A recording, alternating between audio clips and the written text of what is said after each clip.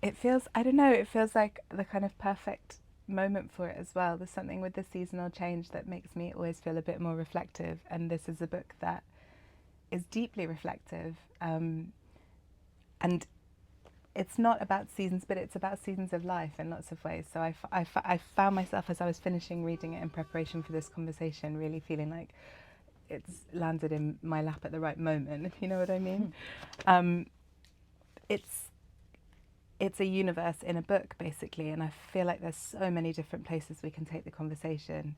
And I think before we get into kind of the questions I have, it might be useful to sort of explain to people a little bit about the Gifford Lectures, which was kind of, this book began its life as lectures. Yeah. And then maybe also a little bit about Spinoza, and then we can get into the book itself. Yes, okay. Yeah, so this book came about because I was invited to give some lectures at St Andrews University in Scotland, and so it was really written in response to this sort of external invitation, and the lectures were called the Gifford Lectures. They've been going since the 1880s, when this man called Lord Gifford left a ton of money to endow a lecture series in philosophy, and particularly like religious questions in philosophy. So in his will, he sort of described how the lectures were supposed to be, and so he said that they should be about the knowledge of God and of man's relationship to God, which sounded so intimidating. And they're also quite a sort of they're quite a distinguished lecture series. So I was aware of these other mostly men who'd given the lectures in the past, like William James is probably the most famous Gifford lecture. Anyway, so yes, it was quite a sort of, well, surprising and also quite a daunting invitation. And so, of course, I thought, well, what can I talk about? I don't have any knowledge of God to share with the people of St Andrews. And having just finished my second biography, I thought, well, like, one thing I know something about is life writing, because I've just written 2 biographies, and I've been thinking about the experience of writing a life, writing another person's life story, and that had generated some philosophical questions that I was already, I guess, thinking about. So I decided to take that as my theme. The kind of umbrella label that these Gifford Lectures are under is what's called natural theology, and basically natural theology is often contrasted with revealed theology, so the kind of religious teachings you get in the Bible or in the church, whereas natural theology is sort of traditionally more our natural human capacities for thinking and understanding, so reason most of all, but also I wanted to really, I guess, expand that sense of the natural capacities and think not just about reason, but our storytelling, our imaginative capacities, our empathy, and our lives and our life stories. So that's how the book began. And you wanted me to talk about Spinoza as well. Let's pause for a minute, because that's also massive. But yeah, I think, I mean, you also write a lot about love and devotion in this book, which is something that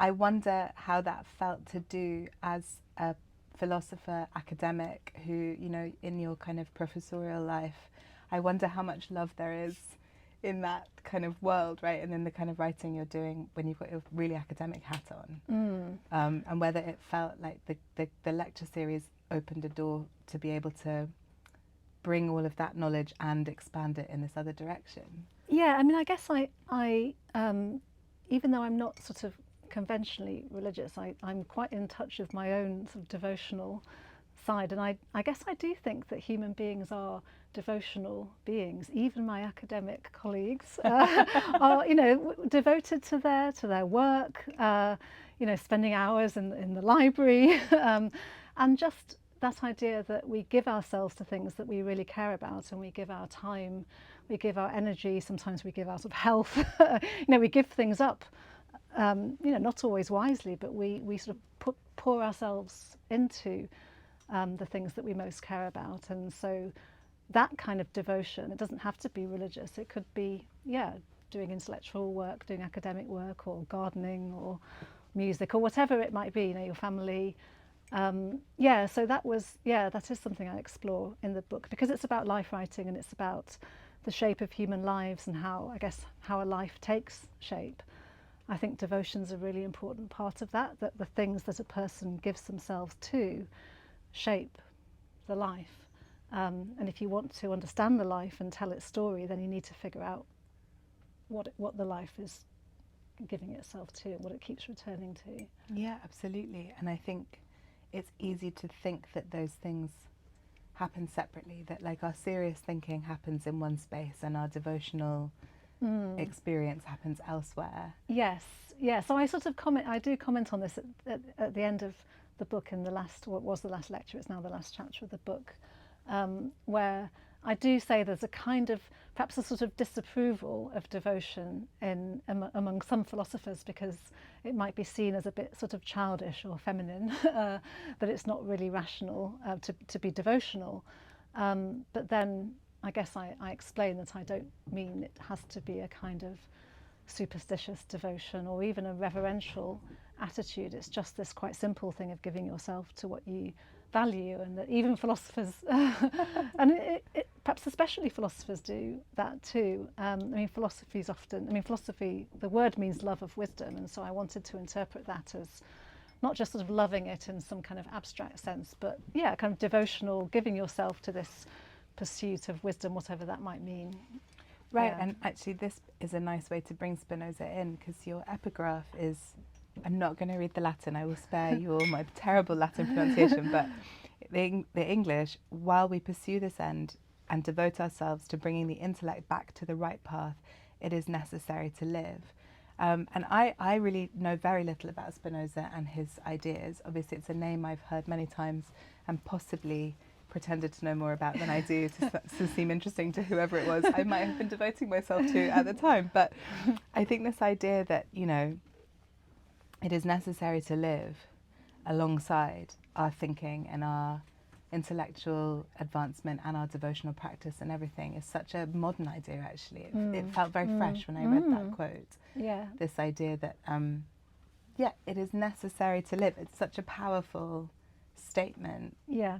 So can you talk a little bit about Spinoza and about his presence in this book and in that series of lectures? Yeah, Spinoza's my favourite philosopher. So I studied philosophy at university, so obviously I learned about lots of different philosophers. And in my third year, I did a whole course on Spinoza, and just kind of fell in love with his way of seeing the world and also his way of writing. He's very he's, in a way, he seems like quite a dry and abstract writer, but he's very clear, and there's something about his calm clarity of thinking that I find kind of soothing and comforting. And so it's not just that I sort of like his ideas, but there's something about reading Spinoza and just inhabiting his universe, basically, and his way of seeing the world, that that I've always connected with. And he's famous for being a pantheist, so he doesn't want to distinguish between God and nature, and he says everything is in God. So even though he has this concept of God, there's lots of different ways you can interpret that. Many people interpreted him as an atheist, because he says that God is nothing but nature, but he's also been read as a very spiritual, very religious thinker who kind of transcends sectarian religious differences, which is something else I really like about him, because I'm a bit that way inclined myself.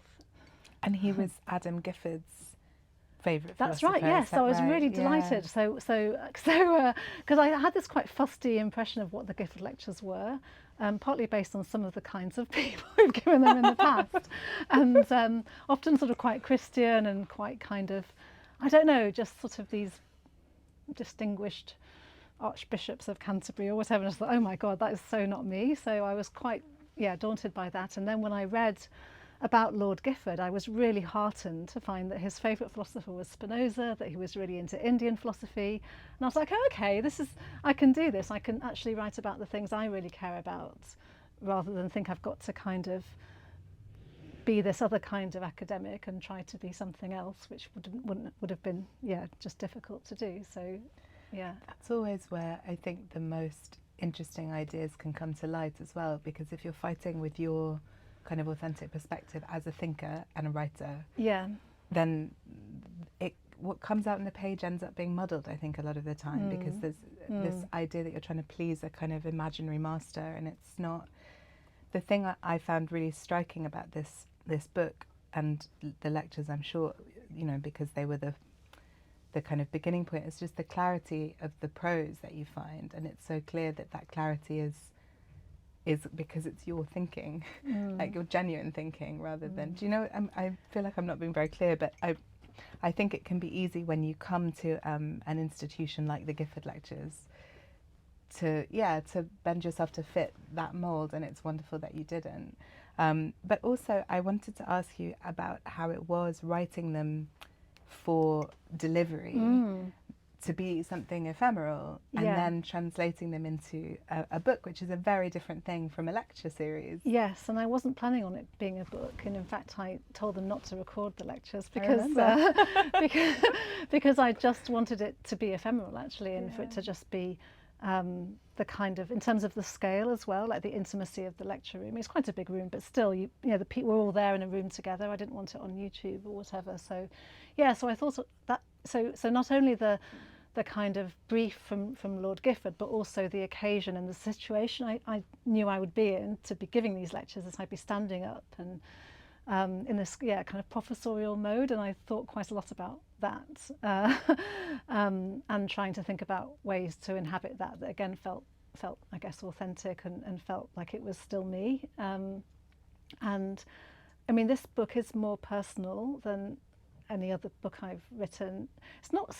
I mean, well, when I do the readings, you'll see. I'm probably going to read some of the most personal bits. It's not all personal, but there are these moments where I talk a bit about my own life. And the reason I did that initially was because of the occasion of being in the room. And I just felt, well, people are coming to hear these lectures, and they I just had the sense that they should know a little bit about who I was, this person standing here, as a human being, and not just as like professor, philosophy or whatever. So I wanted to speak, just as a human being to other human beings, basically. And so I ended up bringing a little bit of my own experience in, and particularly experiences of loss and grief, because I think, as well, I mean, devotion's one thing that gives shape to a life, but also loss. And again, I mean, certainly writing the biographies of Kierkegaard and George Eliot, they both lost parents and siblings at quite young ages, and so I was really conscious of how those losses had shaped their lives and their paths and so on. So and loss is just it's a shared human experience. So I wanted to bring my experience in, not because it was anything special, but on the contrary, that it was the shared experience, and so it was a way to kind of I wanted to connect with other people's experience on that level. Right, and that sounds like something that you know, Lord Gifford himself would have approved of, in that the lectures were meant to be open to non-academic people as well as and he has this really nice thing where he says, when he says that the lecture should be about knowledge of God, and he expresses his own kind of faith and optimism that there is, you know, even though maybe that knowledge is ultimately kind of elusive, you know, can we ever know God? But we should try. But he has this phrase, felt knowledge, and I like that emphasis on feeling as well as just thinking. And again, it's part of this sort of, I mean, it's interesting to think that, you know, perhaps academia now is narrower than it was in we think of the Victorian era as this sort of more kind of narrow and repressive time, but maybe in philosophy it was a more liberal time. Yeah, that's a really interesting, surprising idea, actually, isn't it? But it does feel like, I mean, I'm no longer in academia at all, but when I was, it felt like the disciplines were narrowing and becoming more and more territorial. Yeah. And that's also to do with funding and politics and difficult things like that, right? But like, it's wonderful to be in the pages of this book. You really feel as a reader, that you get the benefit of being free from those constraints, you know, which is lovely. And I wonder, yeah, if that was made more possible by the fact that they were lectures first, and so you weren't thinking it. I'm sure that the form shaped how you thought about the ideas, right? Oh yeah, definitely. Because I mean, I was just thinking a lot about what do I have to say to people that's sort of worth saying, and this idea of being a teacher, and what do I have to teach anybody, you know, so yeah, I thought a lot about that. And all the work I did was writing towards this. You know, I went up to St Andrews and spent 3 weeks there, and so I've edited it, but only very, very slightly, to turn it into a book. So it's really, yeah, what I wrote for that particular occasion. Let's hear a reading. Okay. Let's do the first one.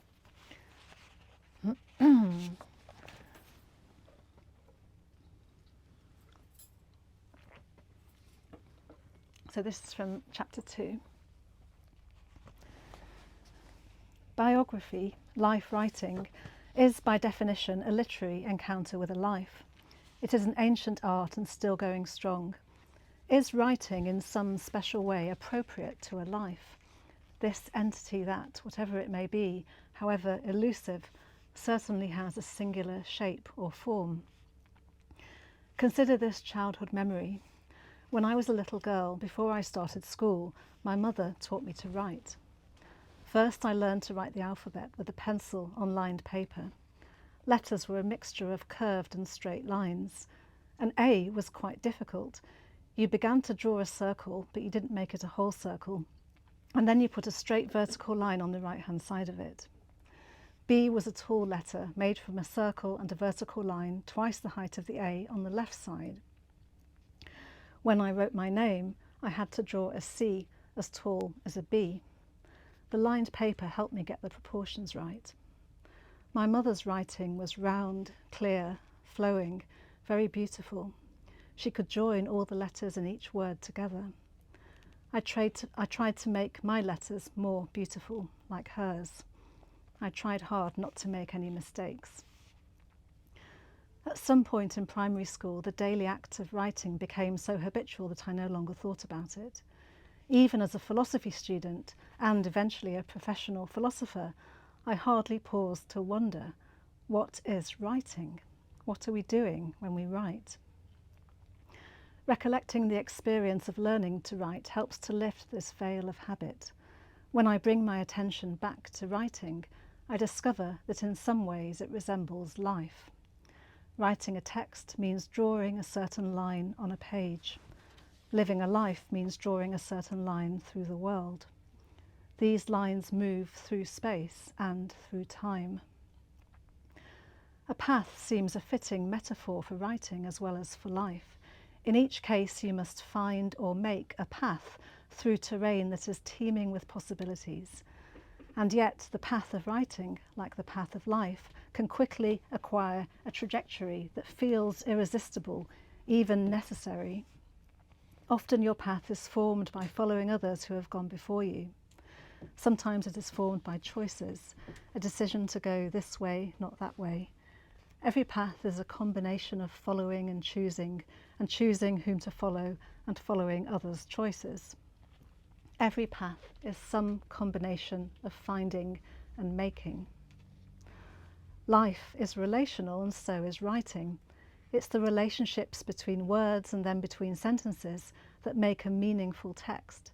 And in writing, as in life, linearity combines with complexity. On the one hand, the line of writing is unidirectional, it only moves forwards.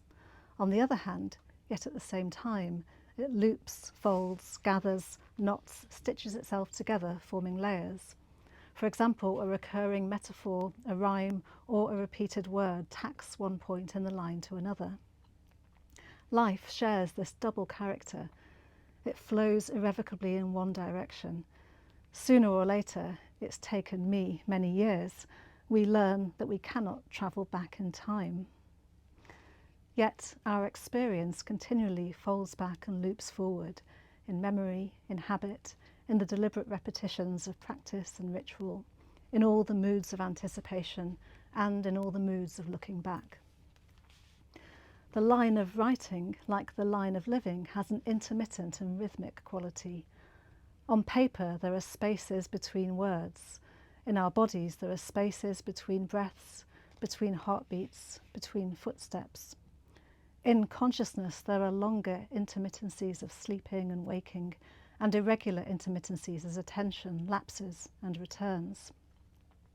Underlying these stops and starts is a flow, such as the flow of blood through the body and the flow of thought, unconscious as well as conscious, that underlies the act of writing. A piece of writing, like a living being, has rhythm, and its rhythm is essential to its structure, how it moves, and its texture, how it feels. Inseparable from this rhythm is temporality. As soon as a text comes into being, it is there all at once on the page. Yet writing and reading are active imaginative experiences that unfold in time, bringing the text to life and sustaining it in existence, just as a footpath through the countryside is formed and renewed by each person or animal who walks along it. Likewise, we can distinguish these two aspects of a human life. It is a dynamic shape unfolding moment by moment, and it can be conceived as a whole. Then it transcends the flow of time.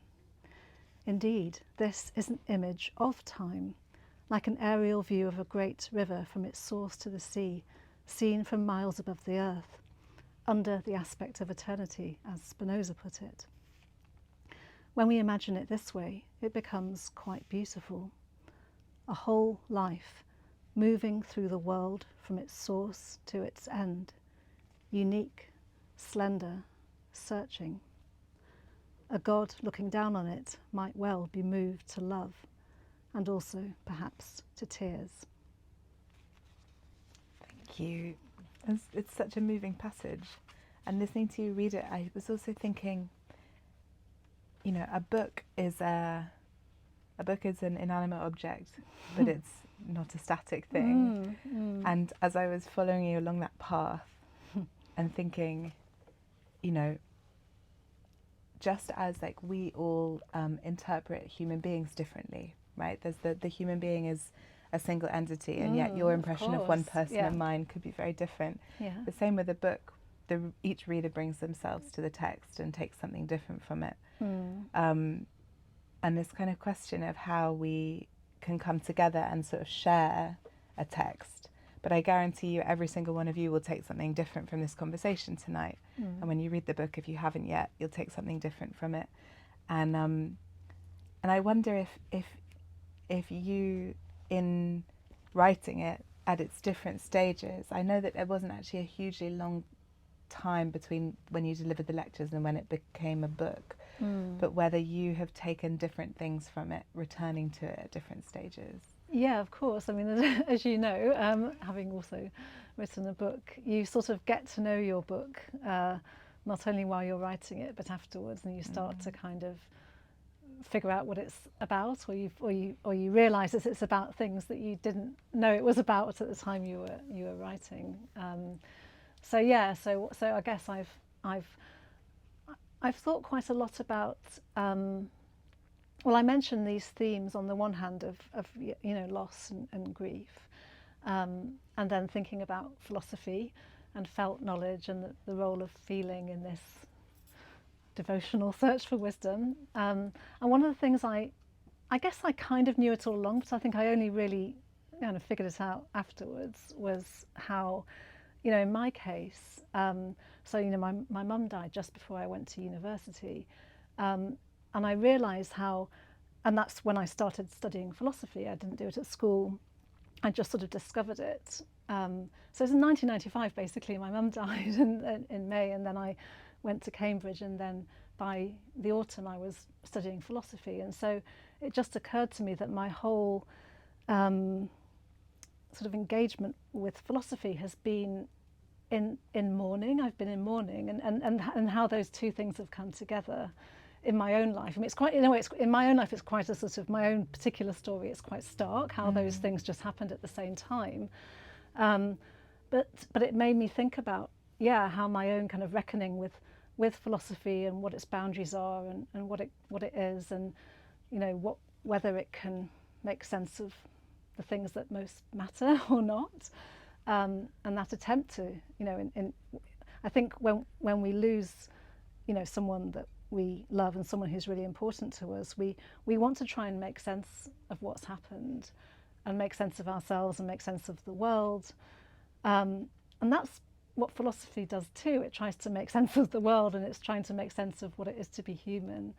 But it's such an obvious point, but it only really occurred to me, having written the book, how completely intertwined those experiences have been. That's also the difference, it strikes me, between intellectual knowledge and felt knowledge, because obviously you knew this fact. Yes, I knew the dates. You knew the dates. Yeah. But actually the knowledge that happens really deep within us. Yes, exactly. It can take years to form. Just to sort of have that insight into something that's really quite a simple fact. But probably anyone who knew me would have been like, of course.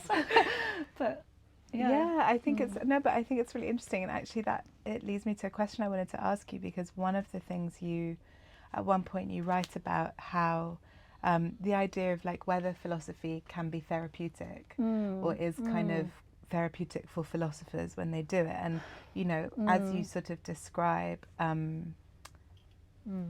that loss was at the heart of your relationship to philosophy. I'm just thinking, yes, and also probably for every philosopher ever, it just maybe wasn't the loss of a parent, maybe it was the loss of their faith, or the loss of something else, right? But and correct me if I'm wrong, because I've studied philosophy without ever properly being a philosophy student, so I know a bit, but it's limited. But is there any philosophical question in the canon of sort of academic philosophy that doesn't come from a place of lacking the knowledge, or lacking the wisdom? Because it's always a question in a place of absence, right? Totally. That's a really good insight. So I guess going back to Plato, and who was quite sort of reflective about what philosophy is, and this idea of this concept of eros, which is a kind of desire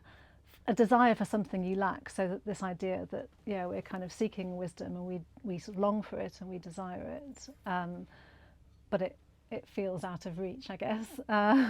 And then I guess connecting that with the loss that is part of the human condition. I mean, we talked earlier about this idea of the maternal milieu. So just to be born basically is to lose that kind of oneness with your, we all begin our life inside the body of our mother, and that birth is this kind of loss of that state. And then I mean, this is obviously what psychoanalysis is all about, that the child has to kind of navigate the loss of its mother, whether the mother might be alive and be present, but still she's coming and going, and her attention gets mixed, and she's perhaps unpredictable and moody or whatever, so this is just an experience of being human, and how confusing that is. And so I think philosophy often begins in confusion. It's also, and I talk about this in the book as well, begins with wonder.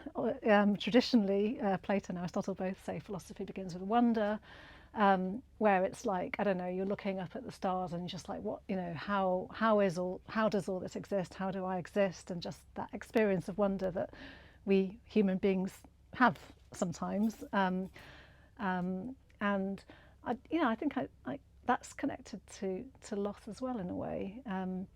I mean, I remember as a child, sort of my mother's face, and how kind of she'd come in, and her face seemed sort of so beautiful to me that it was almost like incomprehensible, and, that, and I think, so again, wonder, loss, confusion, these are, human things, and maybe philosophy does come out of them, although you wouldn't necessarily know it if you picked up. Well, this is the thing, right? This is the thing. Philosophy textbook. Exactly it, because it's one of those things where it's something that I've always found frustrating about the discipline of philosophy is that it is exactly as you describe it. It's all of those enormous, massive, animating, deeply felt things, and yet the discipline can be intensely dry and hard to access. And you know, like when you're bringing those ideas into contact with life writing and lived experience like this, and that Spinozan idea of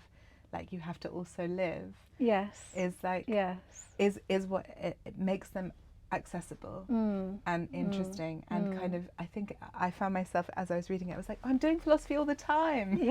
Just by living, I'm doing philosophy all the time in a way. And also, you know, describing that relationship with seeing your mother's face, it goes both ways, doesn't it? As a mother, your baby's face is like that for you as well. It's this kind of universe of reciprocal wonder. And then, you know, the classic sort of psychoanalytical idea that there's the birth is separation and then the second separation happens into language. So I was thinking about that in your passage of learning how to write from your mother and how, you know, suddenly you bring language into the relationship and more misunderstanding can happen because the communication isn't just this bodily connection and this feeling as the child you have all your needs met before you even articulate them, and then suddenly you have to actually ask for things and you can get things that you don't want, which is painful. But I would love actually to get you to just talk a little bit more about this idea of the milieu, because it's one of the big ideas in the book, and I think it's actually quite central to how one of the things that the book, it strikes me, does is it constructs a new milieu for these ideas and for the reader to kind of participate in. And I was really struck by it, and I think it would be great to kind of bring it out. So milieu sort of means world. You might probably heard of the word. So it's a French word that means it means middle. So if you say something, or milieu is in the middle, but then it also means surrounding. So the English equivalent is sort of words like surroundings or environment, and these were concepts that really got crystallized in the 19th century, basically, with this idea that the sort of scientific idea with Darwin and others that living beings have to adapt to their environment. So this idea that every living being has its milieu, its surrounding conditions of existence. If it's a plant, it's like it's the soil, it's the climate, it's the weather, the seasons, all this stuff. And then the idea that human beings are we're not just in a natural milieu, but we're in these social, cultural worlds, and that's sort of our communities, but also our religious, cosmological milieu, the worlds we inhabit. And so the third chapter of the book is called the milieu, because in the second chapter I have this idea of life as a path and a line, and then in the third chapter I then think of it more as a sphere, and this idea that we each inhabit a milieu, beginning with the maternal milieu that we then have to sort of transition out of sooner or later. But also the book. So each life, we share a milieu. Like here we are all in Hackney.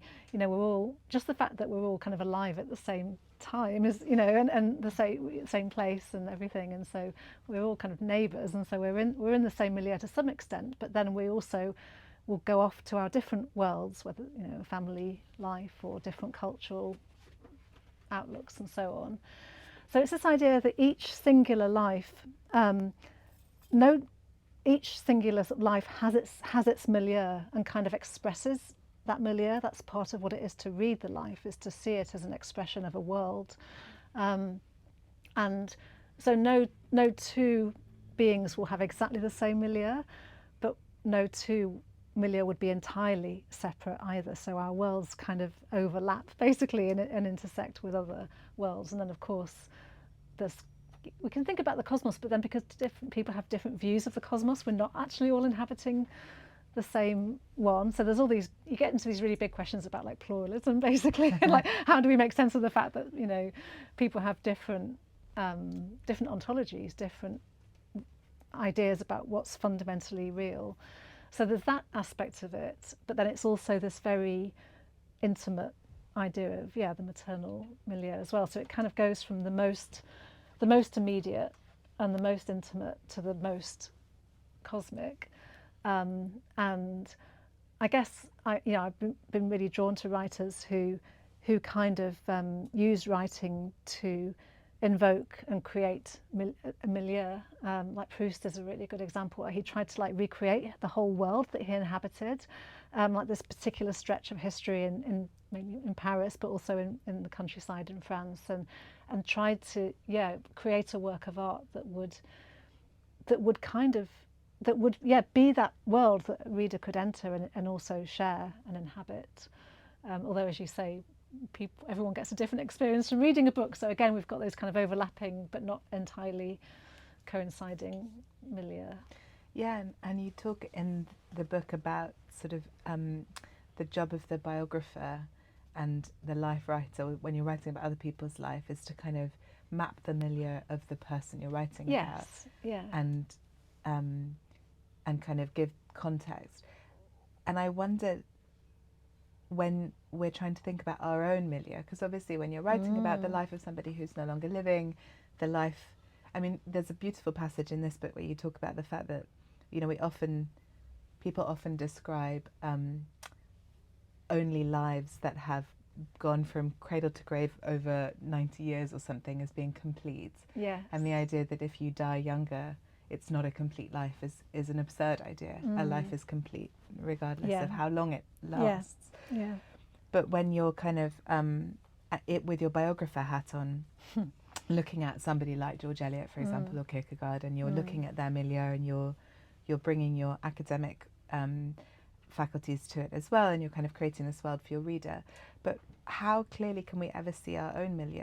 And the second part to that question, I suppose, and this is me speaking also as someone who wrote a memoir, which isn't trying to create an entire milieu, but is offering a slice of one's own lived experience to a reader. Yeah. And in this book, you bring, for the first time in your kind of publication history, your own life to the page, in moments, in fragments. But how clearly can we ever see our own milieu? Yeah. Well, I think art is a really good way of seeing it better. And I don't think I was deliberately trying to create my milieu in writing the book, but I decided to just, well, for one thing, just talk about the things that matter to me, and also that I know about. And I already knew lots about George Eliot and Kierkegaard and Spinoza, so of course I brought all that to writing the book. But I didn't want to sort of pretend to have this kind of detached God's eye view. And to some extent, it's quite random, the things we end up knowing a lot about. It's because I had such a great lecturer, Susan James, in my third year at Cambridge. She taught me Spinoza, and that was really important. That introduced me to it. Or, my husband, who, shared his, well, not just like all sorts of things, how to do philosophy, but how to listen to music, but also the very concept of milieu. And so the fact that it's our human interactions that go towards constructing a kind of intellectual milieu. So anyway, I ended up talking a little bit about how those ideas have been transmitted to me by my teacher, by my husband, by other people who are either authors I've read or whatever. And that's the way, again, it's the way a life gets made, isn't it? Through these what maybe seem to be quite happenstance encounters that can go on to really shape a life. I had no idea when I went to those lectures as an undergraduate that I'd end up writing a book about Spinoza. That did not occur to me at all. But that is what ended up happening. But so I wanted to just sort of allow that I guess the contingency of my own perspective to just be the shape of the book, and not try to do a kind of survey, and also just I think just to make a principle of I'm just not going to talk about something if I don't like it, if I'm not interested in it. I'm just going to leave it alone, instead of sort of thinking, there should be a bit about this, or just not wanting to aspire to any kind of sort of universal coverage or anything like that, which of course would be impossible anyway, but just to kind of lean into the things that mattered to me, and that I had a personal connection with, and then I guess what resulted is a sort of, it is my milieu that's in the book. Here are some of the things that are most important to me, but it wasn't exactly that I was trying to do that, but it's an interesting sort of side effect maybe. Yeah, well, I sort of wonder, it feels like it's kind of the unconscious of the book, and yes, like yeah. it drove itself in that direction, because that's what you were thinking about. And I'm going to read a quote that I really loved from this, which anyone who writes in any capacity I think will really relate to. When you write, when reading or writing philosophy, literary style is for me as open to question as the metaphysical or the epistemic assumptions that we philosophers pride ourselves on testing. An author's search for the right voice and form, inseparable of course from seeking the right words, can yield as close an encounter with truth as searching for the best argument. I literally wrote yes, exclamation mark, in the book there, because it's so true. And again, that thing you just said about giving yourself permission to just leave everything else by the wayside, like the form of these as lectures, I wonder if that was partly enabled by that, again, as you were saying at the beginning, that they were designed in your mind at the time to be completely ephemeral. Therefore you weren't, I wonder if it was that you were also free from thinking about this as like, I have to give an account of this that's like, you know, a huge long text with all of this kind of totalizing view. I mean, to be honest, I did feel the weight of that expectation, and because often, you know, these Gifford lectures become these big books, and they, you know, and I deliberately sort of went against that, I guess, and just I'm not going to do that. Yeah. And so that was quite a deliberate.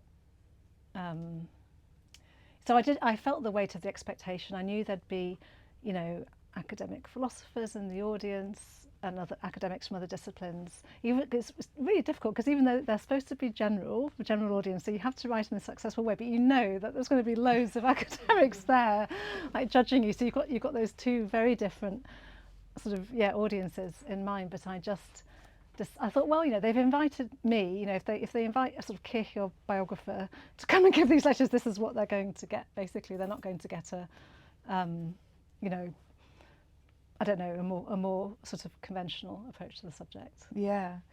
On the lack of convention, at one point in the book you describe including in your Eliot biography half a paragraph comparing Gwendolen from Daniel Deronda to Princess Diana. Yes. And I was really struck by this. I think partly also because in this book you include a photograph of the flowers. And it brought back such a vivid memory of going with my mother to see them, because she was like, "This is a massive event," and I don't know, I'm 39, I can't do the maths, but I was a child. Yeah. I was a child who was old enough to understand that this was a big thing. So it kind of would have been like 10, I think. Yeah, around that age, exactly. And like, you know, I didn't grow up in a family that was royalist or particularly interested, but Diana was this huge figure, and I was a little girl and I was interested in princesses, so that was kind of, you know, part of the story. That was part of my milieu. But yeah, seeing this image in this book brought that right back. And I'm just thinking what you were saying then about how there's a little bit of a rebellious spirit in here generally, and in you, I think, you know, which is like this wonderful thing. But you write about your editor kind of raising an eyebrow to your decision to include Princess Diana in that biography. Yeah. And it made me think a lot about that kind of, and you've touched upon it tonight, there's moments where institutions or structures want to disavow the feminine, they want to shut it out because it's not considered serious, it's not considered worthy. And we all know that that's a nonsense, but it can be very difficult to push back against it. And I don't know Daniel Deronda well. I've not read it. I think I've seen a not very good TV adaptation. But reading your description of Gwendolen as a character made me want to read it again. She sounds like she's a amazing. fun character. Yes, I wonder if you can talk a bit about that. I was just curious to know more about it, about that comparison with Diana, and why that felt like the right thing to do in that book, and then And then also, why bring it back in this one? Yeah, yes. Yeah, so there's a slight sort of meta thing where, so in this book I describe a conversation I had with my editor when we were editing my George Eliot biography, where I bring in this comparison just right at the end of the biography. There's a sort of final bit where I kind of step back a bit and talk in a somewhat freer way and a bit more in my own voice in this biography about the meaning of George Eliot's life and what she means to me. Anyway, so it's in there, and he was like, "Ugh," he sort of drew this like wavy line by it. And was like, "Oh dear, do we need this?" And luckily, he had this like very cool like young female assistant who was like, "I really like the Diana bit," and so it got kept in. But yeah, so she's doing the Lord's work, that young woman. And then I sort of bring this up here, and that's because I'm trying to remember why I kind of go off on this in here now. But it's this idea of radiance actually and goodness, and the way a life can transmit the good. We have this phrase, a shining example. This idea that a person can be radiant, and that goodness itself is something that shines and has this kind of beauty. And a big part of the argument of the book is that that's the case even when the person might be very flawed. Like, this is not about a person being a saint. And the thing I really liked about both Gwendolen Harleth in Daniel Deronda and Diana is that they're not like saintly at all. And Gwendolen's just this sort of young, frivolous, vain, very self-centered, pretty girl who's just trying to kind of, make a good life for herself. And so she's not at all saintly, and yet there's still something in her that's searching for goodness. And so it's this idea that if even Gwendolen, is doing this, then we can do it too. And so I think that's partly sort of maybe George Eliot's message in the book. But then I was thinking about Diana, who is really like remarkably similar to Gwendolen in all sorts of ways. But again, is a very complex woman, and there's this great story about her pushing her stepmother down the stairs. I remember that one. And I, as someone who has a stepmother, I love this story. And I'm like, oh yes, I don't know if it's even a true story about Diana, but anyway, so she read trashy novels, she was into fashion, so she's this, in a way, she's this very ordinary person, but she also, at the same time, did shine with a kind of beauty that wasn't just her physical beauty, although it was also that, but also the way she connected with people, the way she, would touch an AIDS patient, or she'd go and sort of visit a sick child, or she'd go and walk across landmines. And you could take a cynical view of it, but I think that those are manifestations of something real, of a real recognition of what is good and what is valuable.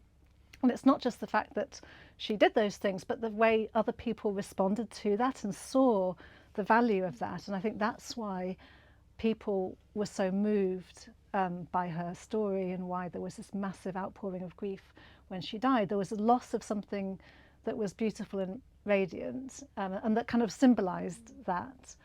And again, it's not because she was a saint or perfect. She was just a sort of, in a way, kind of ordinary, flawed human being. Like the rest of us. So that's kind of part of the quite a bit of the book is about ordinary lives and how they might transmit something that we can learn from, and how we do learn from each other's lives all the time, don't we? Right, and I think we're also seeking to. We want to. Yes. I think there is like in most people, there is a longing for that kind of knowledge. Like, yes. How do I live? What does a good life look like? Yes. And I was thinking, listening to you as well, about like this moment we're in the culture now of kind of like neoliberal optimization, like having as much control over every part of your life as possible, your body, your fitness, your diet, like all of this longevity nonsense, like this kind of total fixation. And as you were talking particularly about the milieu and the fact that, a lot of what makes up one's milieu is an accident or not, it's just encounters that happen to you. And obviously we make choices, and when you describe that life as a path, you know, you're talking about, and like in your reading, we choose to turn this way or that way, but there's so much that's beyond our control and beyond our ability to choose, and things that happen to us, or that knock into us and change the course of our life completely. and that's very hard for people to accept, right? I think a lot of the time. Let's have the second reading, because I'm aware we're going to go to questions in about 10 minutes, so I hope you guys have lots of questions. I've got loads if you don't. So. Okay, so this is from the beginning of chapter 4, which is called, the chapter's called Incarnations. A couple of years ago, while I was writing my biography of George Eliot, I passed the age my mother was when she died. In the spring of 1994, she was diagnosed with a terminal illness, and she died on the 1st of May the following year, a few days before her 45th birthday. My mother did not follow any religion, and during that last year of her life, certain questions, spiritual questions, let's say, became pressing. Her GP, a stern elderly lady doctor who had a special liking for her, took her to church a few times, but she didn't find what she was searching for. Instead, she got in her old Mini and drove up to the Isle of Skye. It was a long way, 9 or 10 hours drive from our Manchester suburb. She stayed in a little white house high above the sea on the island's northwest coast. At the end of the long summer between A-levels and university, I went there with my father to scatter her ashes, and the couple who owned the house told me she used to spend hours sitting on the hillside, looking out to sea. Among her notebooks, I found some writing she'd done on Skye. Somehow I managed to lose those notebooks, and I only remember one line. If I had a life before, then it was here.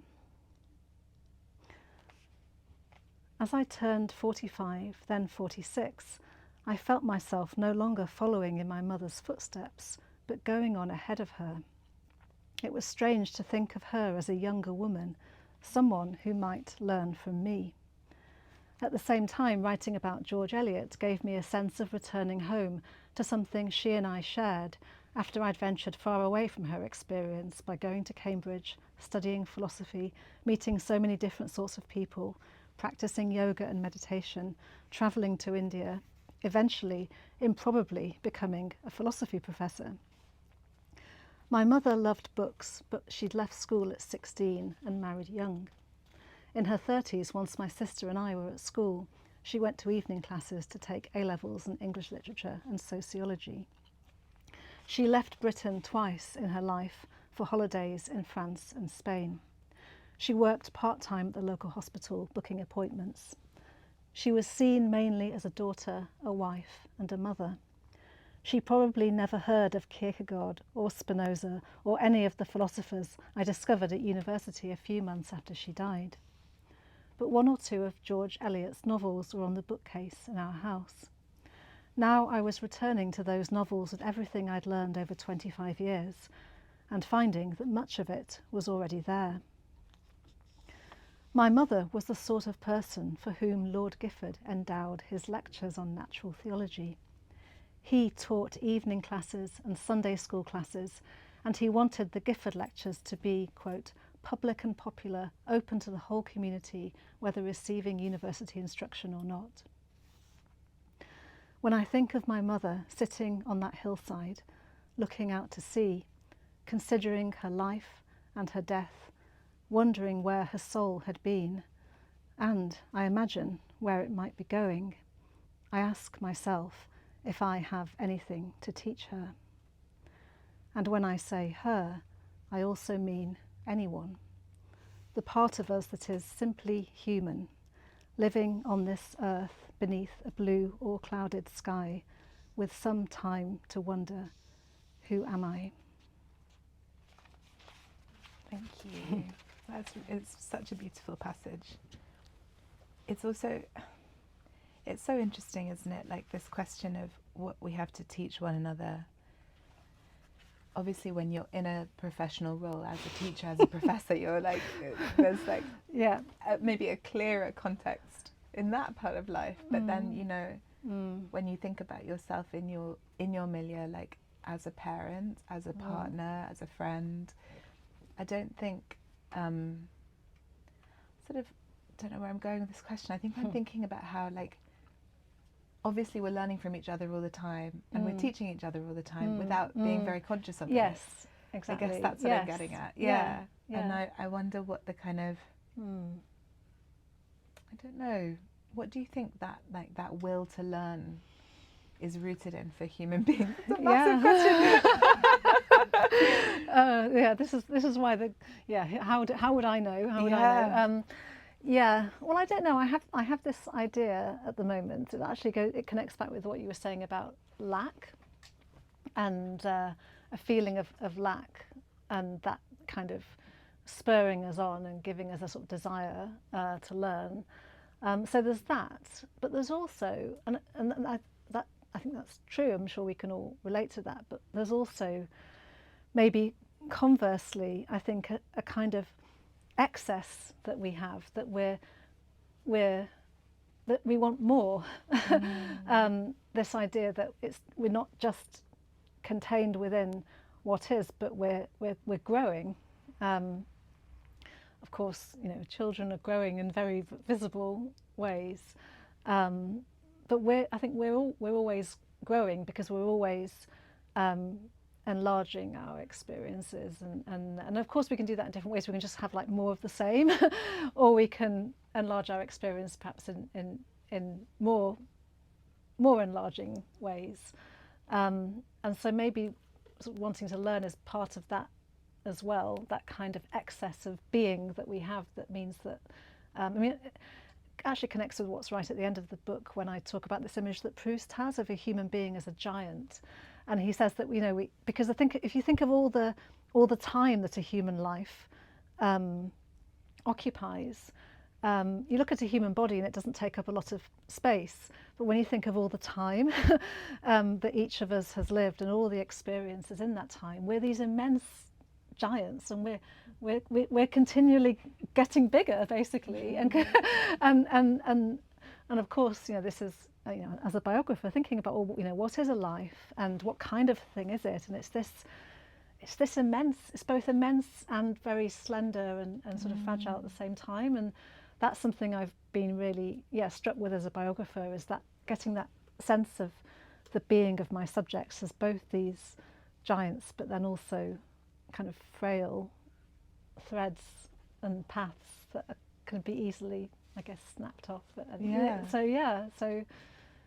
as you were talking, I was literally imagining a person's experiences being pulled out and put into a book, and a book which takes up more space. Yes. Pages and pages and pages, and then the time it yes. takes to read a book about a life. Yeah. And what percentage of our life do we then devote to that book we read about somebody else's life? It's time that we're living. And also the fact that, yes, one human life takes up a lot of space in time, and also no space at all in the time of the cosmos. Exactly. Yes. It's a real like 5 a.m. chat. I feel like, but yeah, it's the kind of, but this is what I find so wonderful about philosophy, though, because I do think that, like, most people who've been teenagers have had these thoughts in some way or another, right? It's one of the reasons I'm always so like stick up for teenagers when they get a bad rap, because actually, in a way, they're at that stage of life, we're so open to these huge thoughts, and then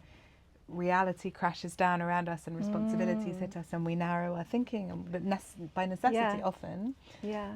And then, you know, I wonder if, and this is the last question I'll ask before I throw it open to you guys, but if you think, you know, that biography is a form of writing and also reading that can open us up against those philosophical questions, if we found ourselves kind of narrowed by life, by our own lives.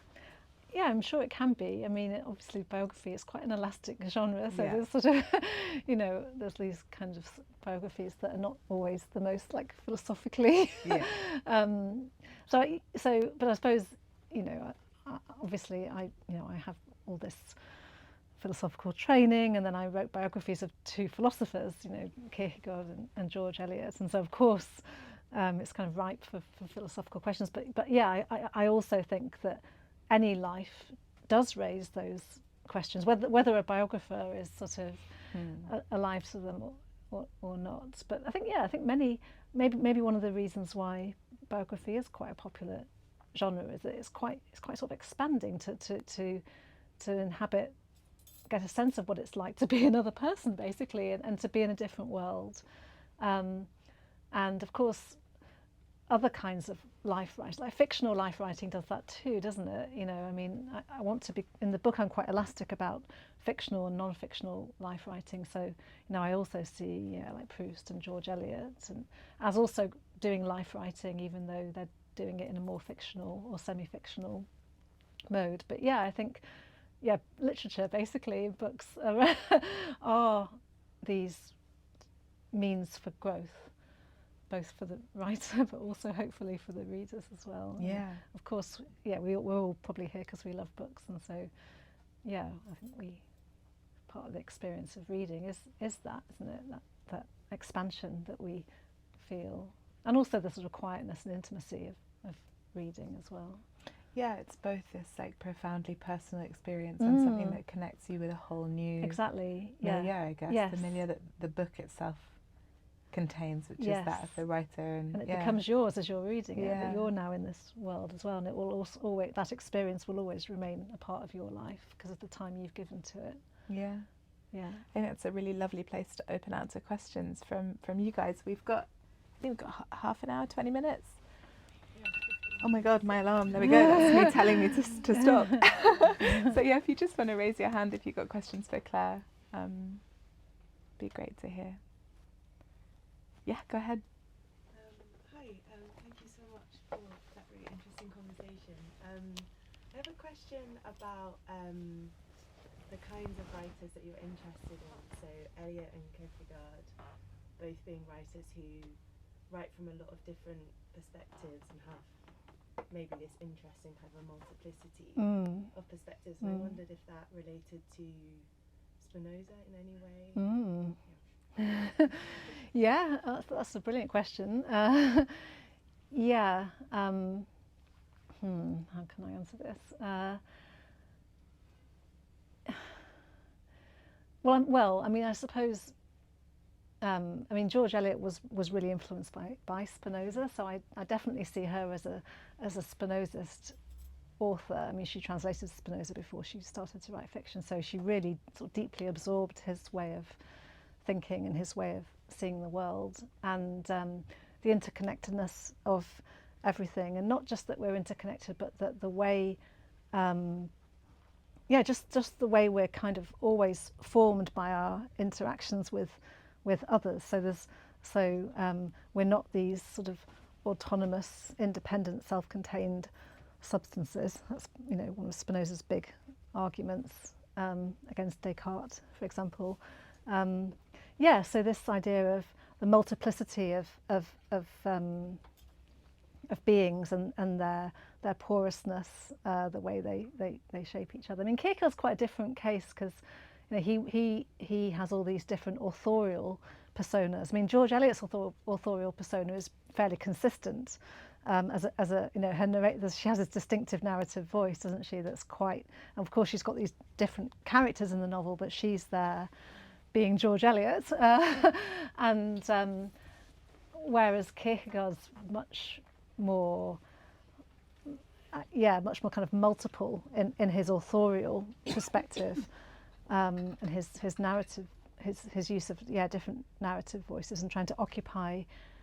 They're not even characters. I mean, he tried to write something that was fictional, and it just isn't very good. He's not very good at kind of bringing a person to life. But what he does do is dramatize different philosophical positions, and it's all very experimental and it's very ambiguous. And so I think that maybe their multiplicities are quite different. And I think Eliot's is a very Spinozist multiplicity, where you've got a kind of God's eye view with the omniscient narrator, whereas I think maybe Kierkegaard's probably doing something different.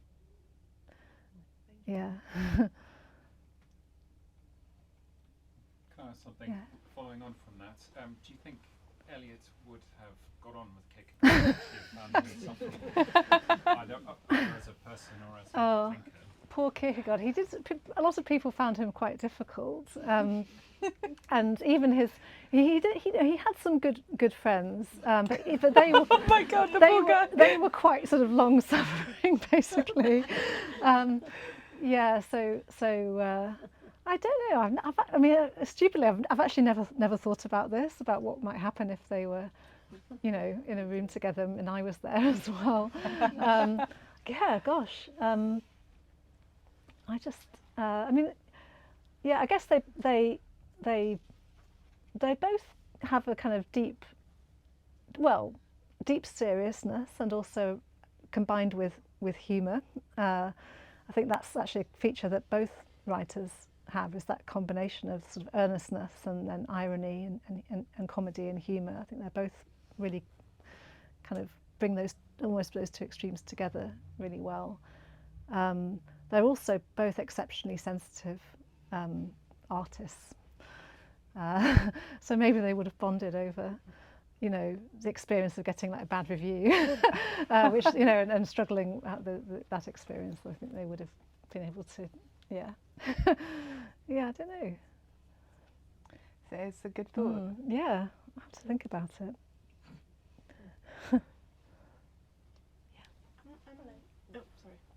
You go ahead first and then we'll go. I couldn't see the person behind, so yeah, front row first and then we'll go back. I'm curious about the title of your book, so if you could expand on that.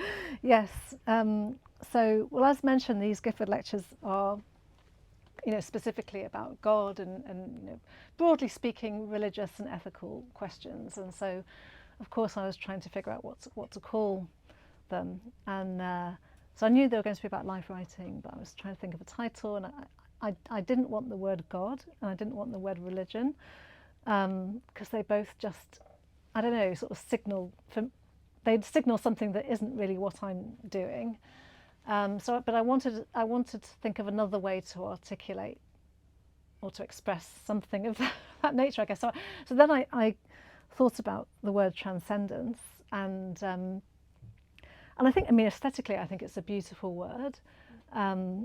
So that's appealing, but also it's quite an open-ended concept that does evoke maybe religious subject matter, but it doesn't really specify it in any way, because it literally just means moving beyond.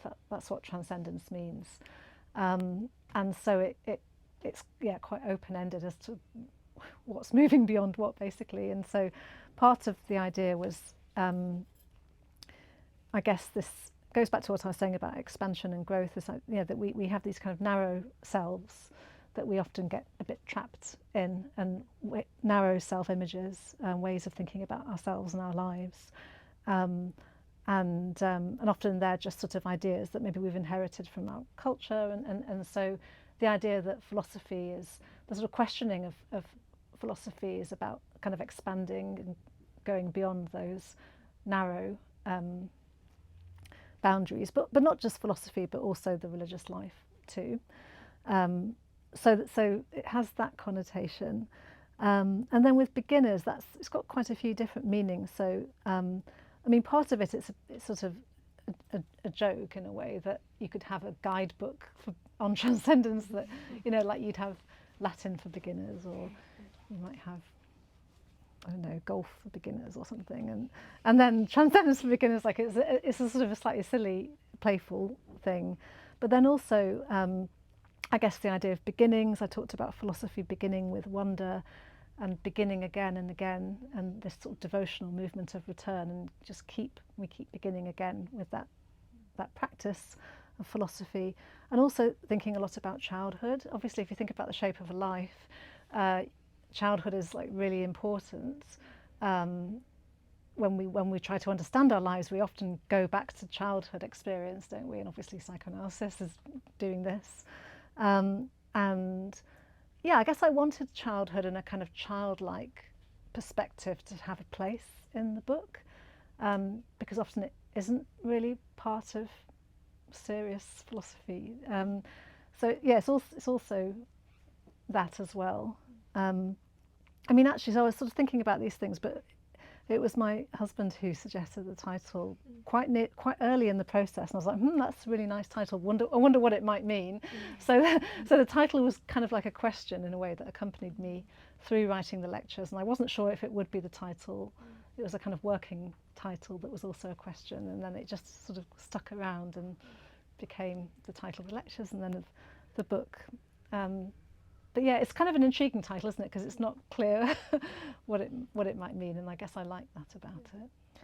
Also, just thinking about the passages you read and what you were saying about your relationship with philosophy as a discipline beginning in 1995. Well, right? that's true. And I that wasn't thinking becomes- about that at the time, right, but it's yes, like it kind of works with that strand Yes. as well, doesn't it? Yeah, and I suppose, and again, there's something subversive about the kind of, again, this sort of Gifford lecture scenario where I'm the professor and I'm supposed to know stuff.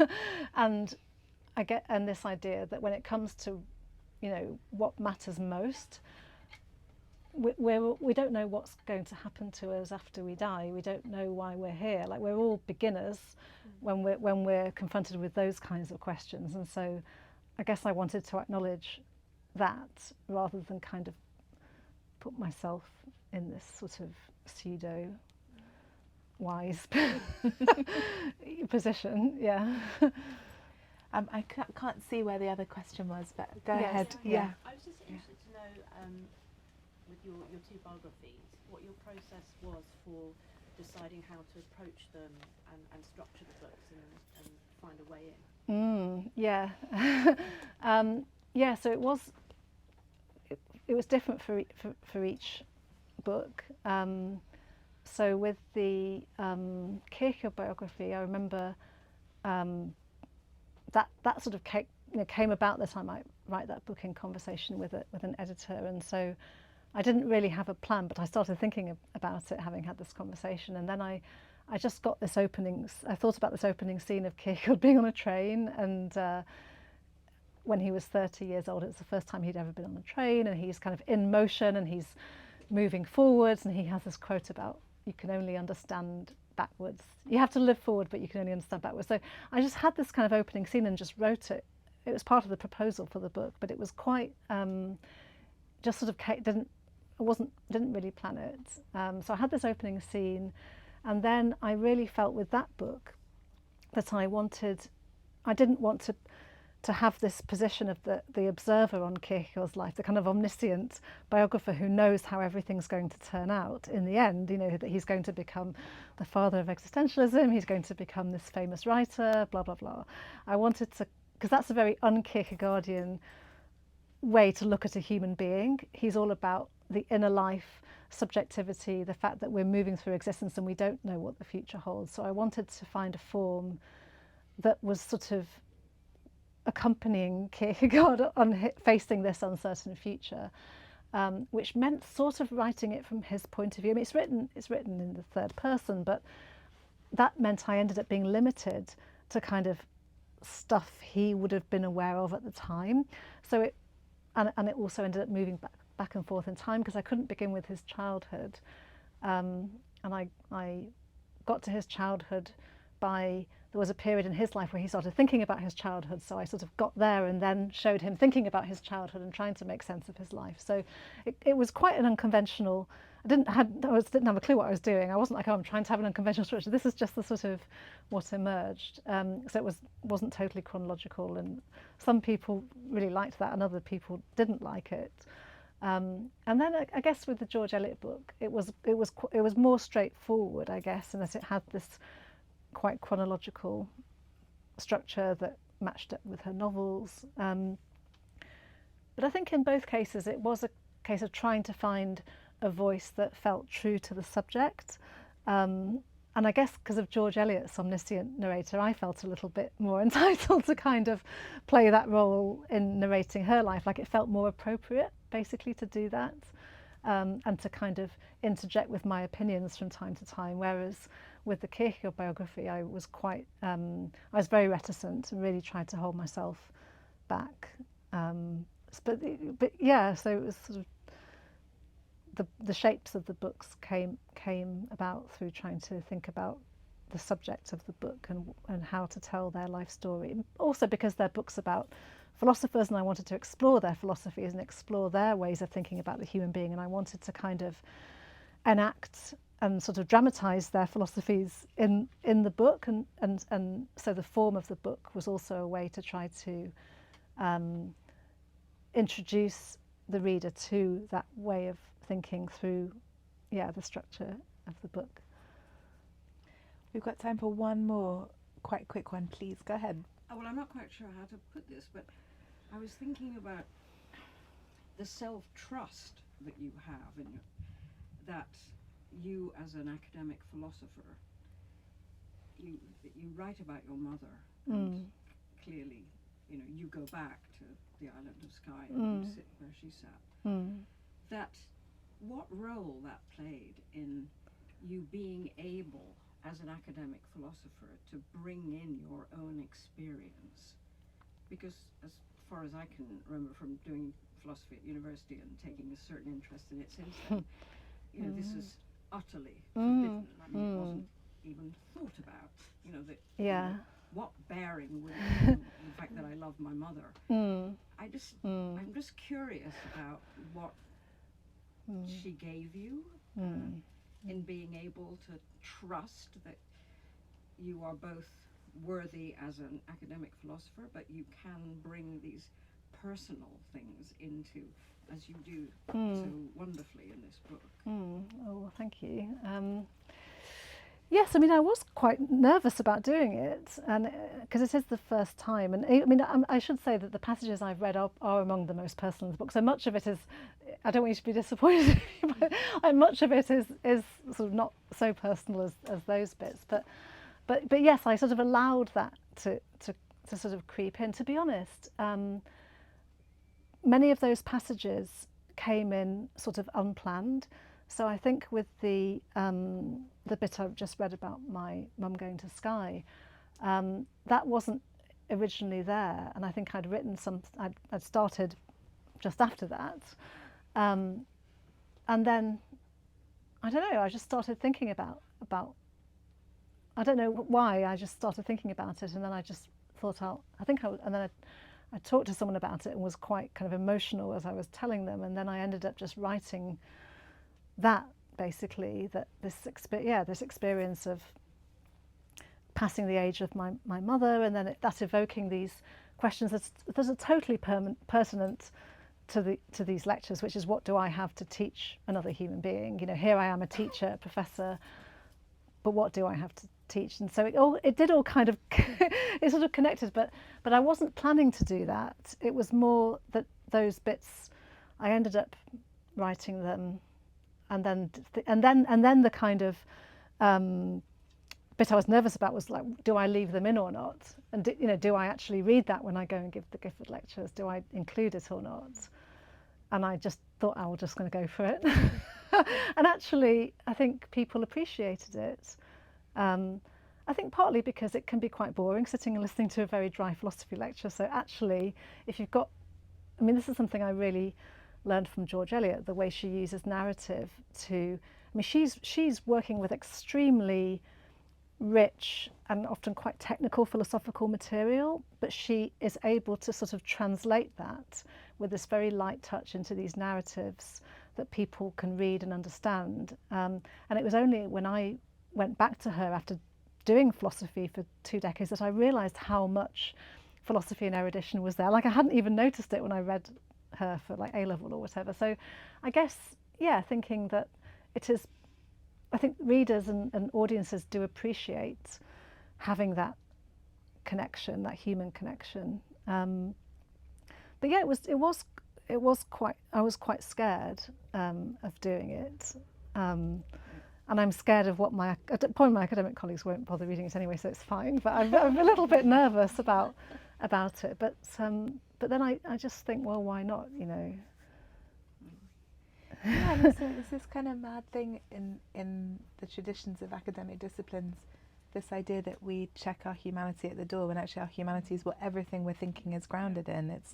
It's a madness, actually. It's kind of, I think it's almost a big lie that universities are founded on, that like the objective perspective, it doesn't really exist. I mean, we can strive for it, but we are like within our own milieu all the time. Yeah, I mean, and that's quite a Kierkegaardian thought as well. Just one last thing to say is that I was really inspired by the painter Celia Paul, who I got to know while sort of working on the book, and so I, you know, I read her. She's got these two great books, Self Portraits, which is about her own life. So she's sort of life writer as well as a painter. Then this other book called Letters to Gwen John. Anyway, she writes about how she wanted to paint her mother because she wanted to paint something that mattered to her. And she just says in the book, I wanted to paint something that mattered to me. She was an art student with these like life models, and she felt like, why am I painting these sort of people who I don't know? I want to paint what matters to me. And then she writes, what mattered most to me was my mother. And she just said that, and when I read that, I was just like, oh my God, that's true, you know, and that's how I feel. And philosophy is also about what matters to us, and what matters to me is, you just said, yeah, you know, you check that at the door. yes. But I decided for this book, I decided not to. Yeah, I think that's a wonderful place to end. Exactly. Hallelujah. Thank you all for being here, and thank you, Claire. It was wonderful to talk to you. Thank you. Before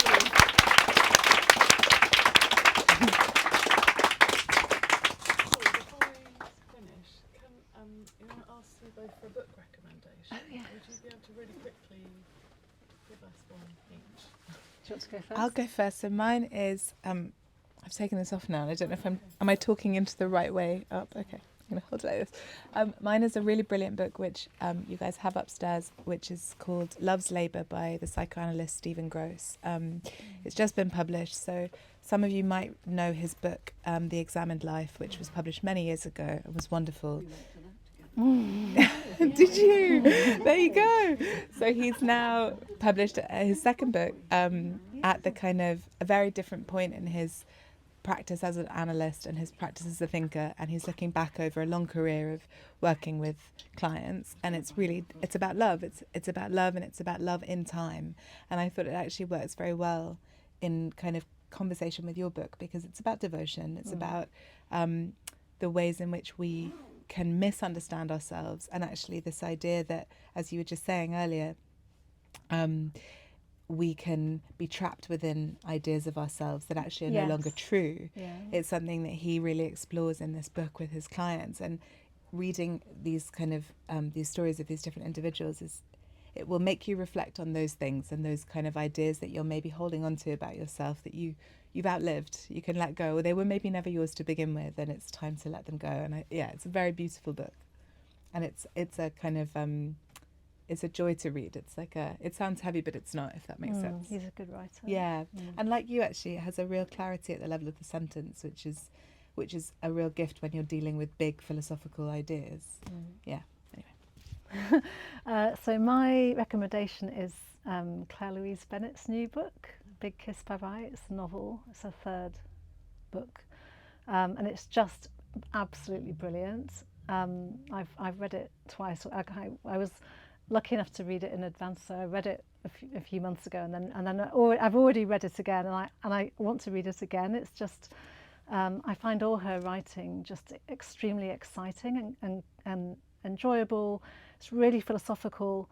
I just think she's doing something that's kind of incredible. So it's just, you should definitely buy it. Sorry, I missed the name. Oh, the book's name, or the author? No, the author's Clare Louise Bennett. And the book's called Big Kiss Bye Bye. I'm sure it's upstairs. It's another Fitzcarraldo book. And she's really, really interesting thinker and writer. And she's quite reflective on being from a working class family, from a working class background. And I have sort of a similar background to her, and so I really like that aspect of her work as well, actually. But I think that's just incidental, but yeah, it's really an amazing. Have you read it yet, Joe? Yeah. Yeah. It's just fantastic. Yeah. Thank you so much. much, and thank you, Octavia, for My coming out pleasure. of maternity leave. Yes, yeah. I'm so grateful. It's my total pleasure. I left the mother-baby milieu for like an hour and a half. Yeah. She's actually probably outside waiting for her dinner. Okay.